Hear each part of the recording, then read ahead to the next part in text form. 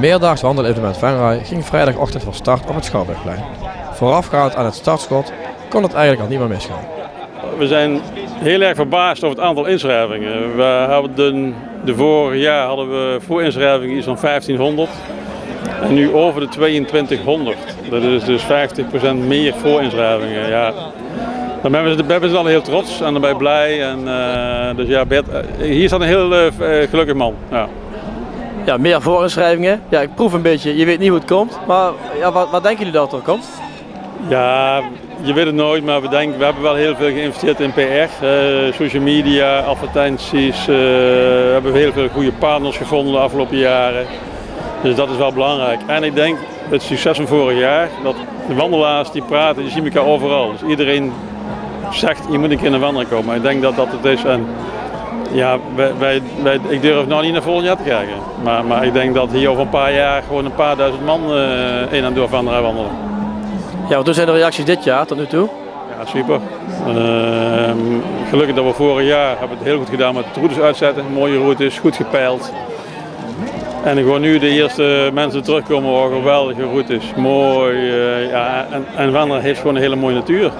De diversiteit die er is. Ik ben geboren Nijmegenaar en ik woon hier nu al 25 jaar. Ja, het is gewoon een heel mooi gebied. Even een stukje voorbereiding. Ja, hoe is dat verlopen? Hebben jullie bijvoorbeeld nog genoeg vrijwilligers? Vrijwilligers, we hebben genoeg vrijwilligers, maar als ik zeg genoeg, dan lieg ik ook meteen weer, want ja, genoeg heb je er nooit. Genoeg. We kunnen draaien, maar we hebben niet voor niks bij de infobalie een banner staan, 2 banners staan waar we vragen om vrijwilligers. Dus het is nogal wat. En als ik zeg dat het aantal deelnemers groeit, dan groeit alles mee. En dat betekent dat wij dit jaar iets van 15 meer vrijwilligers hebben als vorig jaar. Nou ja, als je weet dat bijvoorbeeld de Zingelloop gestopt is door de vrijwilligers, tekort. Veel wandelverenigingen horen wij in het land die stoppen voor vrijwilligers. Ja, dan roeien wij nog een beetje tegen de wind in en ik hoop van ganse harte dat dat zo blijft. Ja, want je ziet hier, er is straks ook een stukje live muziek. Er loopt een businessclub mee vandaag. Flinke tent, er wordt lekker geborreld al. Dus ja, een mooi evenement voor het centrum van Venray ook. Ja, dat denk ik. En dit jaar zijn we begonnen met de bedrijvenloop. Dus vitaliteit staat hoog in het vaandel. Dat is ook het business event, hè. Het gaat over vitaliteit. Daar doen veel ondernemers aan mee. We zijn dit jaar gestart met vitaliteit voor de bedrijven. De bedrijven konden zich inschrijven. De werkgevers, de directeuren, de bazen kunnen een ticket weggeven aan het personeel.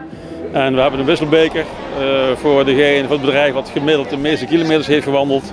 Nou, dit jaar hebben wij, geloof ik, 6, 7 bedrijven hebben voor het eerst meegedaan. Hopelijk groeit dat. Hè. Iedereen moet dadelijk gewoon meedoen. Je wil erbij horen. Dus ja, geweldig. Ja, je wil erbij horen. Zelf ook nog eventjes de wandelschoenen aangetrokken en een stukje gewandeld, of dat niet? Nou, dat niet. Ja, wandelen wel, maar tussen de tent en de wagen en het heen en weer sjouwen, dus de kilometers lopen we wel. Alleen niet op een route, maar op een stukje mooie plein hier. En als laatste, wanneer is het evenement nou geslaagd? Dat is het misschien nu al? Ja, nu al. Kan niet meer kapot. Het aantal inschrijvingen is gewoon geweldig. De reacties van de wandelaars is geweldig. Gaat niet meer kapot. Elk jaar vraag ik me af, waarom doe je dit, André? Waarom begin je elk jaar weer aan die klus? En elke keer na 3 dagen denk ik van, en volgend jaar weer. Dus volgend jaar staan we hier weer, denk ik. Deelnemen aan het wandelevenement kan nog steeds. De daginschrijving is op zaterdag en zondag weer geopend. Inschrijven kan op het Schouwburgplein.